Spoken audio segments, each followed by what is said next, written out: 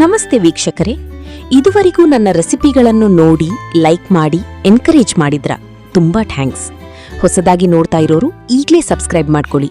ಇವತ್ತಿನ ರೆಸಿಪಿನ ನೋಡಿ ಒಮ್ಮೆ ಟ್ರೈ ಮಾಡಿ. ಶರೀರಕ್ಕೆ ಐರನ್ ಕೊಡುವ ಪಾಲಕ್ ಮತ್ತು ಪ್ರೋಟೀನ್ ಕೊಡುವ ಪನೀರ್ ಸೇರಿ ರೆಸ್ಟೋರೆಂಟ್ ಟೇಸ್ಟ್ ಕೊಡೋ ಪಾಲಕ್ ಪನೀರ್ ತಯಾರಿಸಲು ನಮಗೆ ಬೇಕು 3 ಕಟ್ಟು ಪಾಲಕ್ ಸೊಪ್ಪು. ಇದನ್ನು ನಾನು ಉಪ್ಪು ನೀರಿನಲ್ಲಿ ತೊಳೆದುಕೊಂಡಿದ್ದೀನಿ. ಸೊಪ್ಪನ್ನು ಯಾವಾಗಲೂ ಉಪ್ಪು ನೀರಿನಲ್ಲಿ ತೊಳೆದು ಬಳಸುವುದು ಒಳ್ಳೆಯದು. 200 ಗ್ರಾಂ ಪನೀರ್ ಉಗುರು ಬೆಚ್ಚನೆಯ ನೀರಿನಲ್ಲಿ 5 ನಿಮಿಷ ನೆನೆಸಿಟ್ಟಿದ್ದೆ. ಈಗ ಇದು ಸಾಫ್ಟ್ ಆಗಿ ಸ್ಪಾಂಜಿಯಾಗಿ ಇದೆ. ಕಟ್ ಮಾಡಲು ಸಹ ಅನುಕೂಲ.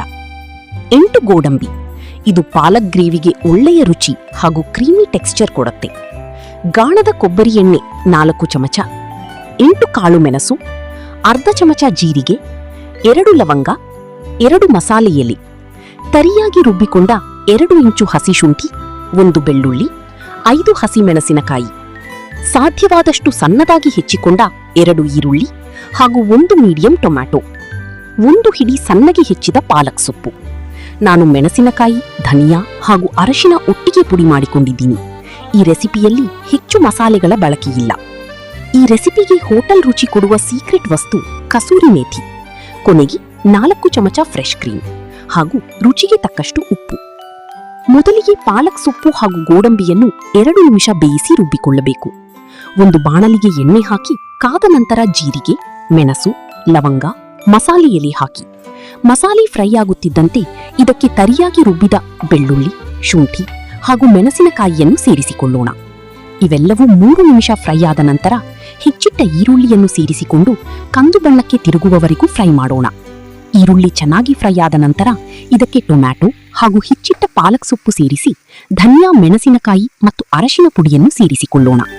1 ಚೂರು ನೀರು ಸೇರಿಸಿ ಇದೆಲ್ಲ ಚೆನ್ನಾಗಿ ಬೆಂದು ಎಣ್ಣೆಯು ಮಸಾಲೆಯಿಂದ ಬೇರೆಯಾಗಬೇಕು. ಈಗ ಇದಕ್ಕೆ ಕಸೂರಿ ಮೇಥಿಯನ್ನು ಸೇರಿಸಿ ಉಪ್ಪು ಹಾಕಿಕೊಂಡು ಎಲ್ಲಾ ಮಸಾಲೆ ಹೊಂದಿಕೊಂಡ ಮೇಲೆ ಇದಕ್ಕೆ ಪಾಲಕ್ ಮತ್ತು ಗೋಡಂಬಿಯ ಪೇಸ್ಟನ್ನು ಸೇರಿಸಿಕೊಂಡು ಇದು ಮಸಾಲೆ ಜೊತೆ ನೀಟಾಗಿ ಮಿಕ್ಸ್ ಆಗುವ ಹಾಗೆ ಬೆರೆಸಿಕೊಳ್ಳೋಣ.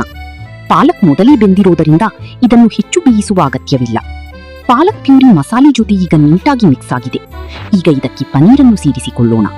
ನಿಮಗೆ ಪನೀರ್ ಸ್ವಲ್ಪ ಕ್ರಿಸ್ಪಿ ಬೇಕು ಅನಿಸಿದರೆ 1 ಚೂರು ಫ್ರೈ ಮಾಡಿ ಹಾಕಬಹುದು. ನನ್ನ ಮನೆಯಲ್ಲಿ ಸಾಫ್ಟ್ ಪನೀರ್ ಇಷ್ಟಪಡುವುದರಿಂದ ನಾನು ಹಾಗೆಯೇ ಹಾಕಿದ್ದೇನೆ. ಈಗ ಪಾಲಕ್ ಪನೀರ್ ಪೂರ್ತಿ ರೆಡಿಯಾಗಿದೆ. ಲಾಸ್ಟ್ ಟಚ್ ಆಗಿ ಫ್ರೆಶ್ ಕ್ರೀಮ್ ಸೇರಿಸ್ಕೊಳ್ಳೋಣ.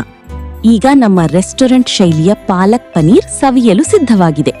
ಇದನ್ನು ಚಪಾತಿ, ಪರೋಟ ಅಥವಾ ಅಕ್ಕಿ ರೊಟ್ಟಿ ಜೊತೆ ಸವಿದು ರುಚಿ ಹೇಗಿತ್ತು ಅಂತ ಸಬ್ಸ್ಕ್ರೈಬ್ ಮಾಡಿ ಕಮೆಂಟ್ ಮಾಡಿ ಹೇಳಿ. ಬೇರೆಯವರಿಗೂ ವಿಡಿಯೋ ಶೇರ್ ಮಾಡಿ.